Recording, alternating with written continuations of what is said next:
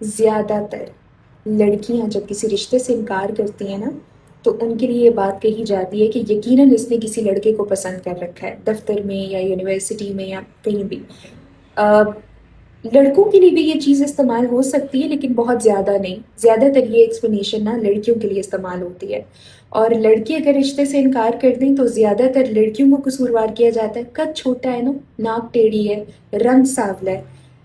بہت کم ایسا ہوتا ہے کہ لڑکوں کو کٹہرے میں کھڑا کیا جائے اور ان کو کہا جائے کہ جی نہیں، اس نے یقیناً کوئی پسند کیا ہوا ہے۔ سو یہ تضاد ہماری سوسائٹی میں ہمیشہ سے رہا ہے، شاید آگے بھی رہے گا۔ کمیونیکیٹ میں یہ کرنا چاہ رہی ہوں کہ ہم کسی اور کی اوپینین یا ازمپشن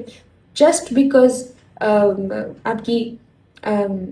قدسیہ خالہ کو لگتا ہے کہ جی میری کہیں پہ الیکس سلیک ہے، اس کا یہ مطلب نہیں کہ میں ان کے بیٹے ببلو سے شادی کر لوں گی، مجھے جو ٹھیک لگے گا وہ میں کروں گی irrespective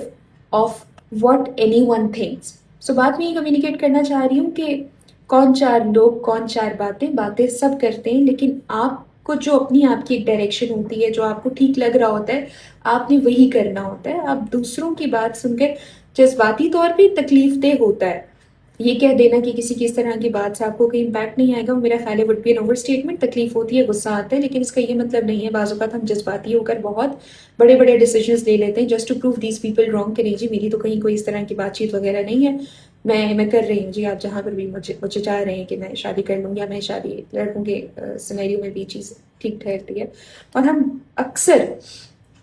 لوگوں کی باتوں سے انفلوئنس ہو کر انہی کی بات ماننے پر قائل ہو جاتے ہیں، جس کا پھر لانگ ٹرم میں ایک نیگیٹو امپیکٹ ہمارے اوپر آتا ہے۔ تو تھوڑا سا میرے خیال ہے اس طرح کی چیزوں میں ریشنل ہونے کی اور ایموشنلی انٹیلیجنٹ ڈیسیجنس لینے بہت ضروری ہوتا ہے۔ I hope that helps.